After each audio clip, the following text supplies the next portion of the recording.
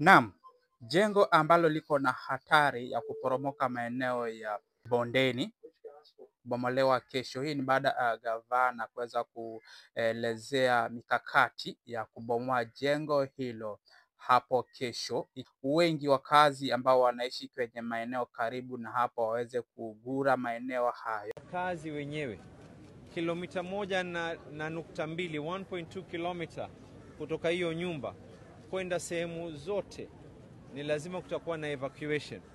Kesho kuanzia saa 12 asubuhi mtu yoyote asikae katika nyumba yake, asiende katika msikiti ulioko karibu na sehemu hiyo, asiende katika skuli ambayo kwamba iko karibu na sehemu hiyo.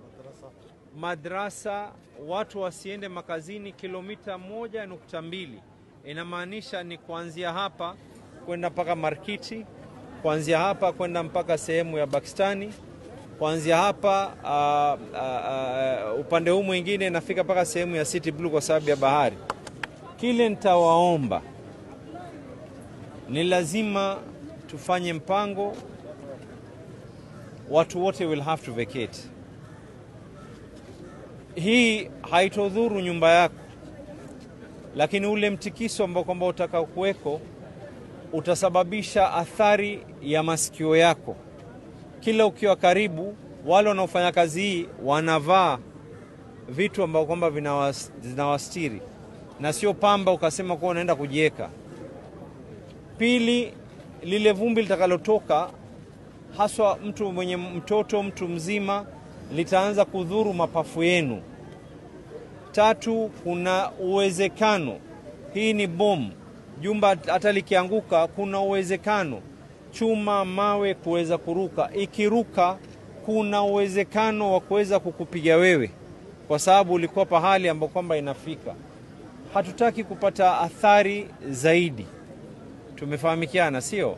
So 1.2 kilometers, the chiefs, wazee wa mitaa, community health promoters wataanza kuzunguka door to door na kuambia watu wote ya kwa kuanzia saa 12 we want no one in the houses. Tafadhalini na warai na nawasihi watu wa Mombasa, hii ni kwa sababu yenu nyinyi, ili musiweze kuumia. Tunawasihi tena, kilomita 1.2 inamaanisha ni kutoka hapa mpaka sehemu ya Markiti. Huu mtaa wote ambao kwamba walioko hapa, watijara, mtaa wote kwenda chini, mtaa huu wa Floringi, Bondeni, hata Coast General tumetoa wagonjwa. Ukitaka kujua umuhimu wa hii, Coast General Hospital tumetoa wagonjwa.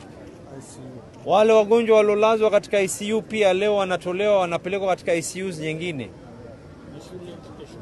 So please, musianze ukaidi. Ikiwa tunatoa watu mpaka wako ICU kutoka kwa vitanda vao, wewe ni nani ambaye kwamba una afya yako usitoke? Don't run towards the blast. Tatizo jingine ni watu wetu wataanza kukimbia pali kuna sauti, ndio tunajipeleka. Please do not do that. Tumeelewana mpaka hapo, eh? Tomorrow this whole area there'll be no school, there'll be no madrasa. Swala panapo majaliwa, swala itakaoswaliwa iwe ni swala ya alasiri, na hii ni kwa sababu ya watu wetu, usalama wao. Tumefahamikiana mpaka hapo, eh? Na sio lazima ukitoka uanze kubebana na ma-TV. Nyumba haitoumia. Tafadhalini mkitoka, madirisha, haswa nyumba zilioko juu, madirisha yote yawe wazi, ndio ile effect ya ule upepo ukipiga iingie upande mmoja itoke upande wa pili. Asanteni. We are hoping that a period of 8 hours we will be done. Haujapatikana, the family is here na nimewaelezea. It is suspected ya kwa pengine kuna mwili. There is a CCTV that is said ya kwa alikuwa within the area.